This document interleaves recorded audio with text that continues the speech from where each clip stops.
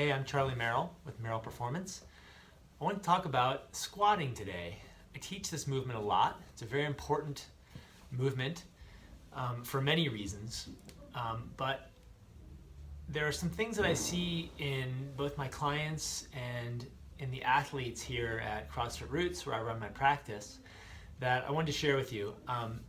Most of you maybe already have the sort of basic nuances of squatting, and this could be an hour-long video easily on getting the details dialed in to create as healthy a squat as possible. And of course, those details vary depending on the person, their mobility, their stability, how strong they are, how body aware they are. But I want to share with you just a few key points that I think might fill some gaps. So watch carefully because there's some subtlety in the things I'm going to talk about. So make sure you're focusing your attention on my spine, my hips, my knees, my feet, depending on what I'm talking about.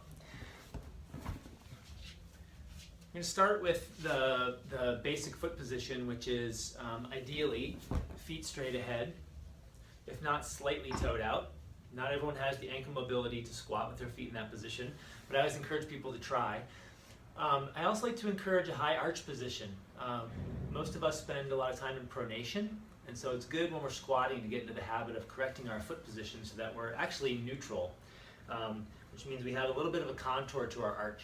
I like to set my feet in that position before I start. I'll show you a couple of views, but I'm going to turn to the side so you can see where I go from here.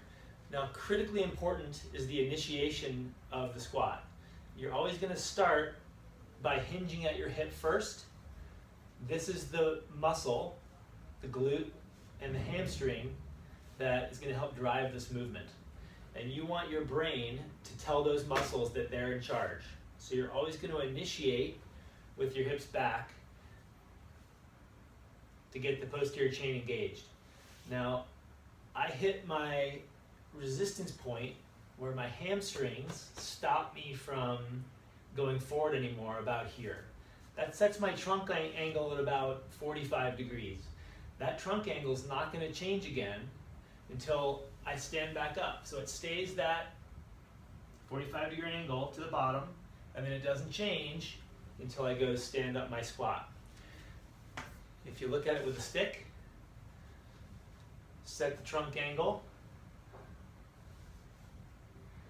and then it stays put to the bottom of my squat and almost all the way back up. So from the front, the next cue I talk about a lot is driving the knees out, and that starts right from the top of your squat. So initiate with the hips back.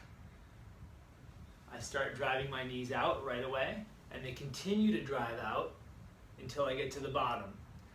That creates a ton of tension in my glutes from the start to the finish. It helps to support my hips and my back. As I get to the bottom, I have this massive feeling of tension building in my hips so that, like a spring, I can come out of the bottom of the squat in a healthy position.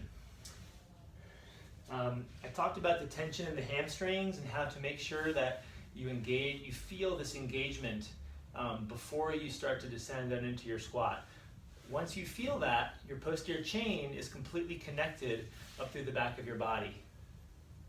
You keep that connection, tension all the way to the bottom, as well as when you stand back up. This is even more important when you're deadlifting, which I'll talk about in another video. The last tip I want to show you involves your ankles.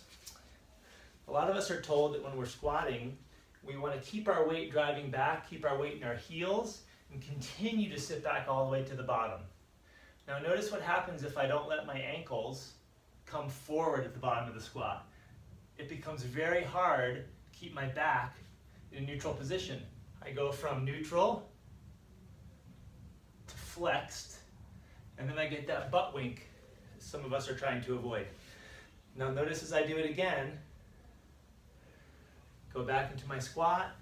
As I get to the bottom, if I let my ankles flex, so my knees actually come over my toes, I have my center of gravity in a much more balanced, neutral position over my feet. I can keep my chest up, I can keep my back in neutral, and all of that positioning comes from my ankles.